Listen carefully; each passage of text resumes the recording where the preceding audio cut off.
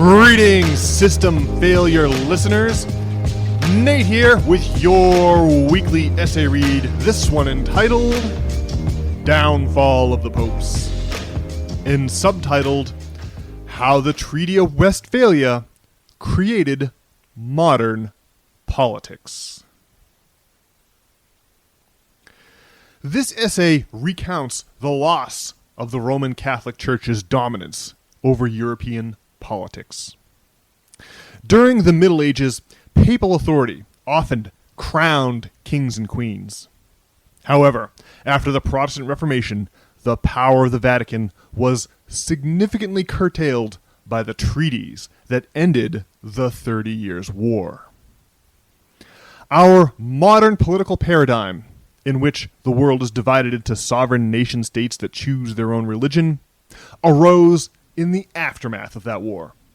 And, like the medieval political paradigm, our modern political paradigm must also pass into history at some point. The end of the Middle Ages. Until the 20th century, the most brutal war fought on European soil was the 30 Years' War. It was the final culmination of the Protestant Reformation. What began as a conflagration between Catholic and Protestant factions within the Holy Roman Empire soon engulfed other European powers like France and Sweden. Between 4 and 8 million people were killed over the ensuing decades of bitter conflict. Whole towns were wiped off the map. By 1648, Europe was exhausted from all the violence.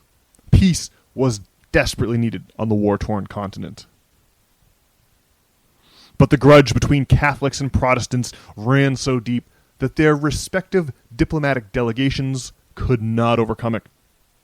Protestants refused to negotiate in a Catholic-dominated city, and Catholics, particularly the papal representative, refused to officially recognize or sit at the same table as, quote, heretical Protestant powers.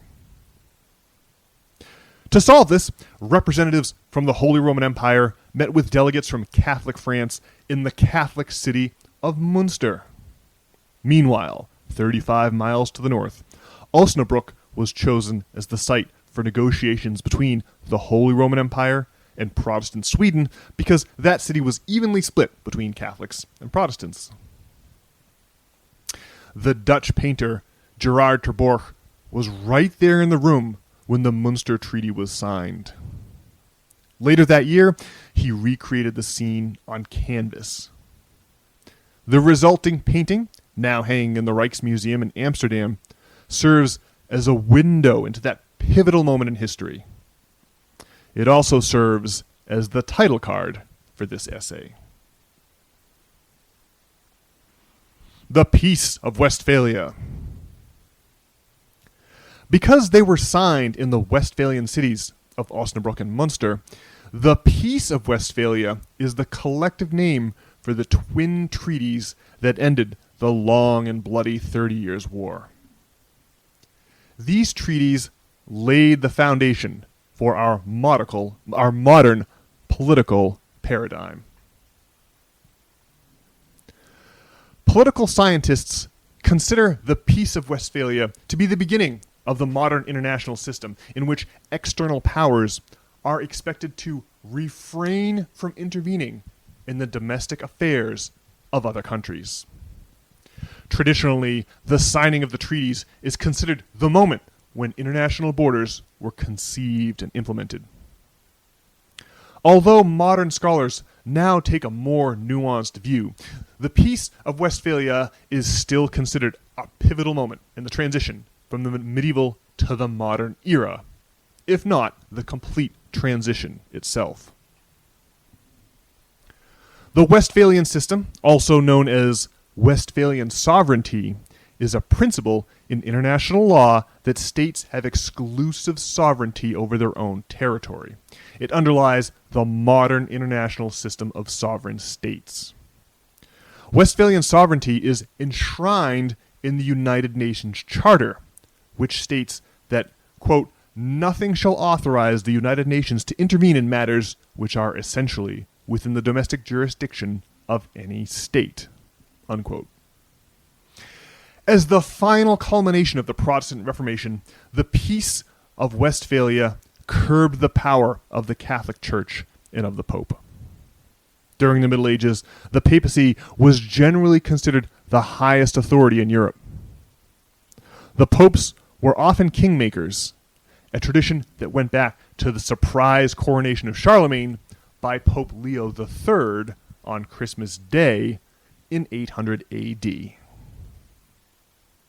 But the Peace of Westphalia ended that tradition, as Protestant-controlled states were less willing to respect the supra-authority, or supreme authority, of the Catholic Church. Affirming the significance of international borders was meant to prevent the Vatican from interfering in the religious determination of foreign states. At Westphalia, some of the last vestiges of the old medieval political structure were finally swept into history. The end of the modern era. Because the Westphalian system is the only model in living memory, it's assumed to be ubiquitous.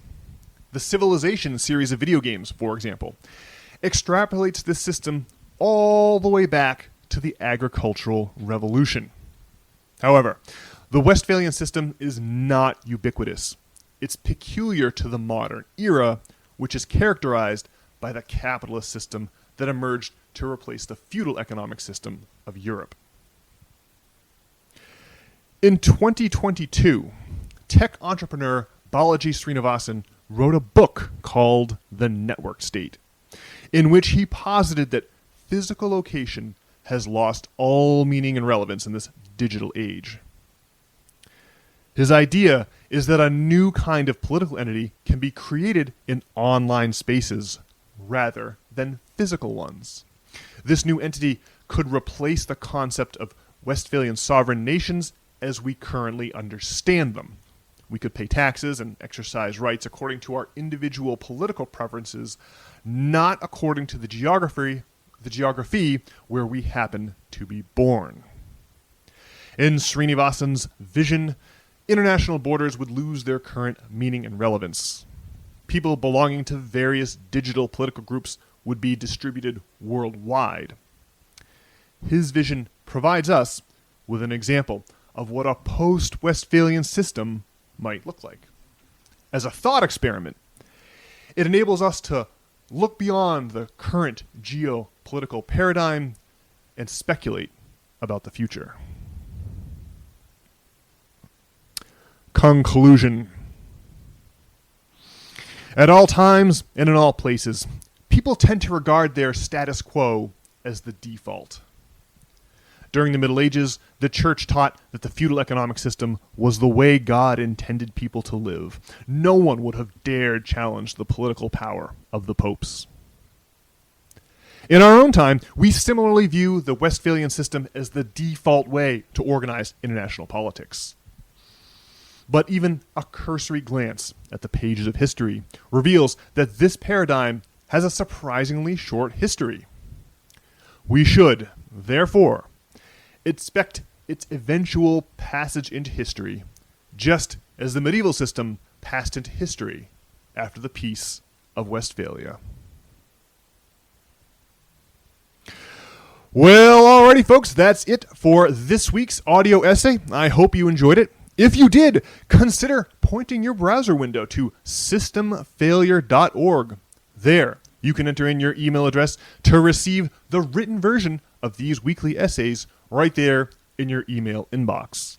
Not only will you never have to worry about ever missing one if you do sign up for the weekly emails, but you can also see the title card, which was mentioned here in the essay, and you can read the further materials section, which, once again this week, shocking no one, has another cracking quote from legendary historians Will and Ariel Durant. I'll be back on Monday for a regularly scheduled episode of the System Failure Podcast with Brian. I'll talk to you all then. Hope you're having a great week.